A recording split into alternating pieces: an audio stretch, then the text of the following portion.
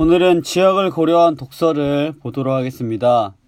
여러분들 교과서를 보시면 두 가지 학습 목표가 나와 있는데요. 지역별 문화의 특성이 다양한 형식과 내용으로 글에 반영되어 있음을 이해하는 것과 그 다음에 문화적 특수성과 보편성이 반영된 다양한 글을 찾아 창의적으로 읽는 태도를 기른다. 이렇게 두 가지가 나와 있는데요. 두 번째 학습 목표가 훨씬 중요한 여러분들이 핵심적으로 성취해야 될 학습 목표라는 것을 기억하시면서 오늘 시작하도록 하겠습니다. 자, 첫 번째로 글에 반영된 지역별 문화의 특성에 대해서 얘기하도록 하겠습니다. 이제 지역의 개념을 넓게 보아서 문화권의 개념으로 설정을 해볼 수 있습니다.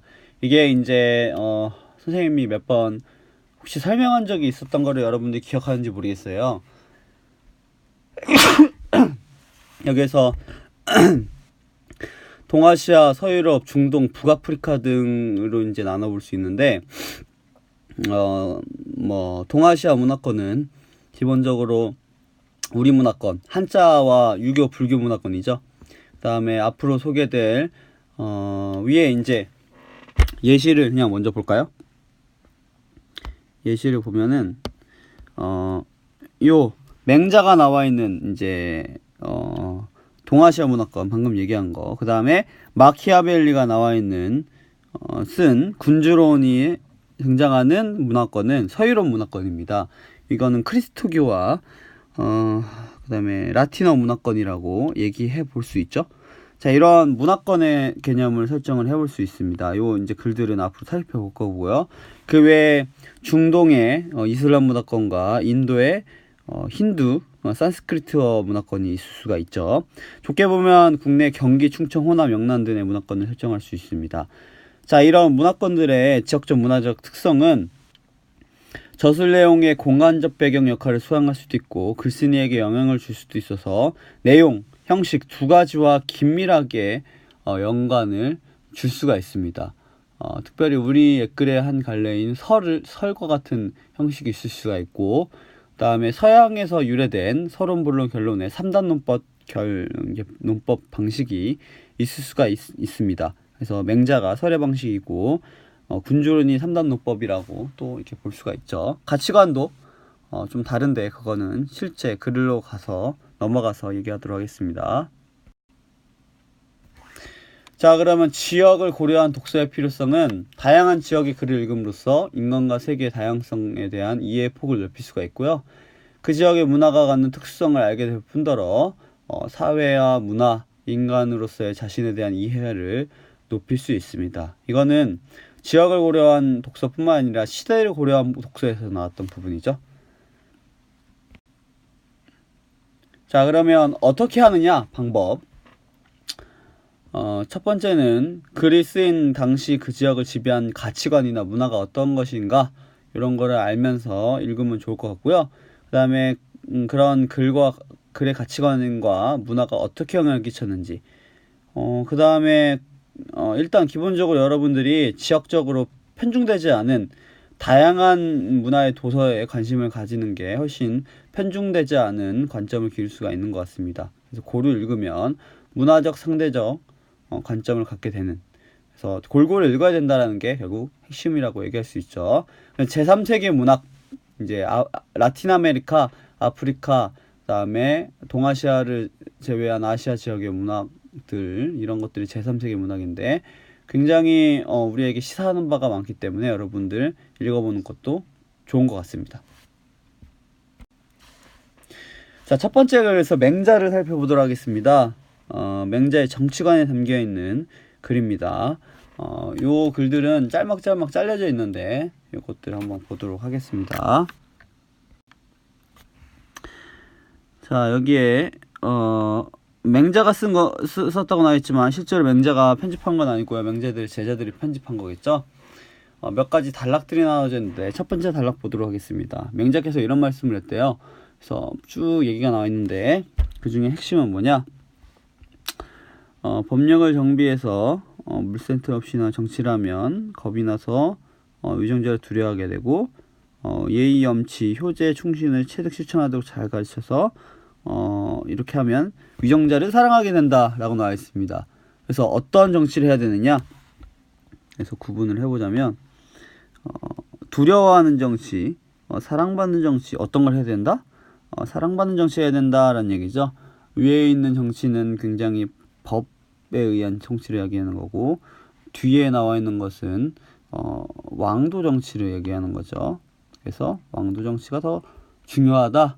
그래서 백성의 자율성을 높여야 된다. 타율성보다는, 이런 얘기가 나와 있습니다. 두 번째, 특이한 형식이죠.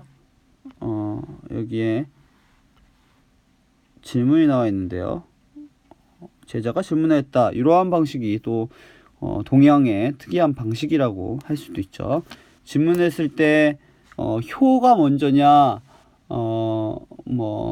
이제 직무가 먼저냐라고 이제 따져서 묻는 건데, 대답은 이제 간단하다. 살인죄를 범한 아버지를 체포할 수밖에 없다라고 얘기하는 거죠. 다음 얘기하겠습니다. 자, 그러면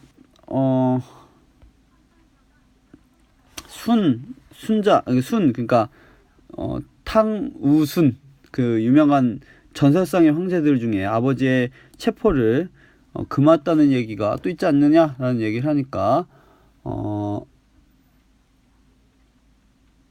그거 어떻게 처리되느냐? 자기가 차지했던 천하를 집신 버리듯 버리고 자기의 부친이 고수를 등에 업고 도망쳐서 멀리 피해가 살아야 된다. 그러니까 천자로서의 도리와 자식으로서의 도리 둘 다 잘 지켜야 된다는 얘기죠. 천자로서 있을 때에는 천자로서의 도리를, 그러니까 천자로서 자식의 도리를 못 지킬 경우엔 천자의 지위를 버리고 도망가야 된다. 이러한 얘기가 나와 있습니다. 그래서 여기에서 볼 수 있는 거는 효에 대한 유교적 이제 원리가 들어가 있는 거죠. 그렇죠? 그래서 여기에 나와 있는 도움과의 문답을 통해 드러난 명제의 견해, 여러분들 정리해 볼 수 있을 것 같습니다. 한번 자세히 다시 읽어보고 생각해 보세요. 무슨 얘기를 하나. 그런 충돌이 있을 경우에는 뭐라고 해야 될까? 부자지간의 의리가 더 천륜이다. 뭐 이런 얘기를 하는 거죠. 또 이런 얘기가 나와 있습니다. 유명한 얘기죠. 나라에선 백성이 중요하고, 그 다음에는 토지와 곡물의 신, 요거를 사직이라고 하는데요. 토지와 곡물의 신, 사직이라고 합니다. 그래서 그 종묘에도 사직이 있죠. 요 사직 근데 되게 중요한 건데, 이거보다 백성이 중요하고, 마지막으로 임금이 가장 비중이 가볍다라고 하면서 임금보다 백성이 귀한 것이다라고 하는 얘기를 하고 있습니다. 자, 그래서 뭐 여기 그 다음에 인자하지 않고서 천자가 된 자를 본 적이 없다라고 하면서 인자라고 하는 유교의 원리에 대해서 얘기하고 있고요. 마지막 요거는 역성혁명에 대한 얘기가 나와 있는 거죠. 이게 이제 탕은 거래왕의 신하고 무왕은 주왕의 신하인데, 신하인 자가 자기 임금을 죽여도 되냐라고 물어봤더니, 자, 백성에게 버림받은 사내는 임금이 아니다. 이 사람은, 그러니까 신하가 임금을 죽인 게 아니고 이미 백성들에게 버림받은 자는 그러니까 천자가 아니다라는 얘기를 통해서 역성혁명의 정당성에 대해서 얘기를 하는 거죠. 그래서 이렇게 흉포하고 잔악한 인물은 천자 노릇을 할 자격이 없다라는 얘기가 여기 이렇게 나와 있습니다. 읽어보세요. 자, 빠르게 하고 있습니다. 군주론입니다. 이건 서양의 어느 시대일까요? 그 르네상스 정도 되는 시기, 그 정도 시기에 나왔던 글입니다. 그때 당시에 가치관을 잘 알 수 있는 군주가 가져야 되는 자질을 이제 설명하고 있죠. 지금과 또 좀 비교해 볼 필요가 있는 것 같습니다. 자, 군주론입니다. 자, 제목이 딱 붙어 있죠. 제목이 이게 앞에 나와 있던, 앞서 얘기했던 군주론이란다. 맹자와는 조금 다른 점입니다. 자, 이상적으로 볼 때 뭐가 바람직하다? 사랑받으면서 두려움의 대상되는 것은 바람직해요. 근데 둘 중 하나가 어려우니까 뭐다? 하나를 선택해야 된다면 사랑받는 것보다 두려움 대상되는 것이 안전하다라고 하면서 맹자와는 전혀 반대되는 얘기하죠. 의 이유는 이라고 하면서 정말 3단 논법적으로 논리적으로 이제 글을 구성을 해나가고 있죠. 인간의 본성은 어떻다? 은혜도 모르고 변덕스러우며 위선적이면서 속이기도 잘하고 위험을 피하고 이득의 눈이 어두워진다. 굉장히 그 흔히 얘기하는 맹자는 성선설을 얘기하는데 순자가 얘기하는 성악설에 가깝죠. 그래서 막상 궁지에 처하면 어떻게 된다? 궁지에 처하면 등을 돌릴 거다라는 얘기입니다. 그래서 두려움의 대상이 돼야 된다. 그래서 인간은 두려움을 불러일으키는 인자보다 자가 사랑받는 자를 해치는 것보다 훨씬 더 주저하게 된다. 그래서 두려움이 훨씬 더 유리하다라는 얘기를 하고 있습니다. 자, 근데 또 뭐가 되냐면 미움의 대상이 되지 말아야 된다라고 합니다. 그래서 재산과 분야자에게 손을 대는 것을 상감은 청취할 수 있다라고 합니다. 예. 왜냐하면 인간은 어버이의 죽음 쉽게 잊어도 재산의 상실은 잊기 어렵기 때문이다 라고 하면서 이러한 견해를 펼치고 있는 거죠. 자, 그래서 그 미움받지 않고 이제 두려움의 대상이 되기 위해서는 잔인해야 된다라는 얘기를 하고 있습니다. 그래서 군주는 군대를 통솔하고 병력을 지휘할 때 거칠다는 평판은 개의치 말아야 돼요. 왜냐하면 이제 지도자가 거칠다고 생각하지 않으면 약간 군대 작전에 적합하게 단결하거나 만반의 태세를 갖추지 못하기 때문이다. 그래서 일단 꼬투리를 잡아서 혼내고 보는 겁니다. 그런 군대에서 특히 이런 경우가 많죠. 여러분들 특히 남학생들 군대 가면 이런 경험들 많이 해볼 수 있어요. 자, 잔인함을 제외하면 그 다른 능력으로는 성취 성과를 이제 이루기 어렵다라고 하는 그 개인의 견해일 수도 있고요. 그때 당시에 흐르고 있는 저변의 그 문화적 특성이라고도 볼 수 있죠. 그래서 예시를 듭니다. 자비로웠던 스키피오에 대한 예시가 나와 있는데 이제 되게 유명한 사람이죠. 스키피오 한니발이라고 하는 유명한 그 카르타고의 장군을 무찌렀던 장군인데 대단한 장군인데 막 군대가 반란을 일으켰어요. 그 유일한 이유는 온정적이기 때문이다 라고 설명을 하고 있습니다. 자, 그래서 이 한니발과의 차이점에 대해서 비교하는 거에 문제가 나와 있는데 이거 한번 보시기 바랍니다. 구제하지도 않고 약탈했을 때 구제하지도 않고 지방간을 처벌하지도 않은 이런 일이 있었습니다. 이게 자비로움이라고 얘기해야 될지 모르겠지만 그렇기 때문에 이런 관대함 때문에 반란을 일으키고 명성이 흐려졌다라고 이제 나와 있죠. 네, 그래서 다행히 원론의 명령을 따름으로써 영광스러운 업적을 성취할 수 있다라고 얘기했습니다. 그래서 군주는 자신이 할 수 있는 것을 해야 된다라고는 제목을 통해서 자신의 선택 여하에 따라서 군주를 사랑하지만 군주 여하에 따라서 두려움을 품는다라고 나와 있습니다. 그래서 미움받지 않고 두려움의 대상이 돼야 된다라고 하는 내용으로 결론을 맺고 있습니다. 굉장히 서론본론 결론을 갖추고 있는 글이라고 또 볼 수도 있죠. 자, 이런 학습 활동을 풀기 위해서 빠르게 풀었습니다. 자, 1번과 2번, 3번과 4번으로 이제 나눌 수 있는데요. 1번은 내용 정리고요. 2번은 지역별 특성에 대해서 살펴보고 그 다음에 3번과 4번은 모든 별 토론인데 3번과 4번은 여러분들이 각자 해보시기 바랍니다. 토론 같은 거 나왔는데 여러분들 의견을 쓰시면 되겠어요. 자, 1번과 2번만 해봅시다. 자, 통치자와 백성들의 관계를 중심으로 맹자와 군주의 내용을 정리하자면 통치자에게 필요한 덕목을 맹자는 뭐라고 설명하느냐? 맹자는 첫 번째 덕이라고 볼 수 있습니다. 특히 인자한 덕이다 라고 볼 수 있어요. 그래서 마치 누구 같아야 되냐면 부모 같아야 됩니다. 그에 비해 군주로는 굉장히 두려움의 대상이 돼야 되고 대신 자비 대신 굉장히 잔인함을 갖춰야 된다라고 얘기합니다. 백성을 바라보는 관점은 굉장히 도덕적으로 가르침의 대상이고요. 도덕적으로 가르침을 줘야 되고요. 법으로서 다스리는 게 아니라 그 다음에 백성이 굉장히 중요해요. 근데 이 군주론에서는 굉장히 변덕스러운 존재로 보고 있으면서 그러면서 이해관계에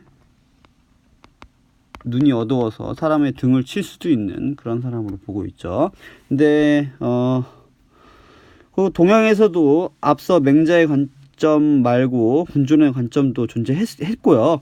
그 다음에 군주론의 관점이 모두 통용됐다라고 얘기하기도 어려운 부분이 있는 것 같습니다. 이게 마치 동양은 되게 인자하고 서양은 되게 뭐 그렇게 볼 수 있지만 그건 또 너무 편향된 또 관점이 될 수 있으니까 유의하세요.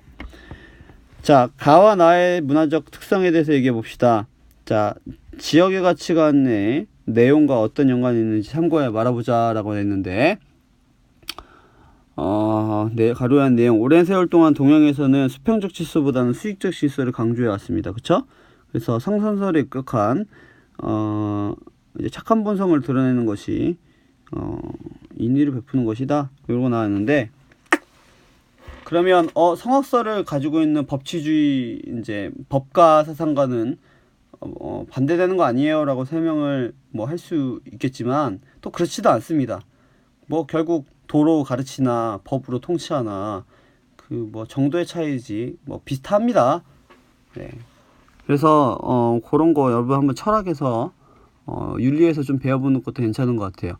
자, 첫 번째는 어디에 이제 나와 있냐면 백성을 가르침의 대상으로 보고 예를 들면 순임금이 부친을 위해 자신의 지위도 버릴 수 있다는 내용을 통해서 수직적 질서가 반영이 되어 있고요. 그 다음에 요 이제 정치적 전통적 통치 이념은 천하를 얻기 위해서는 인자함이 있어야 된다. 그 다음에 뭐 성선설의 관점, 왕도 정치론 같은 것이 반영되어 있는 걸 볼 수 있죠. 자, 나의 형식. 동양은 대체로 애들로 표현하지만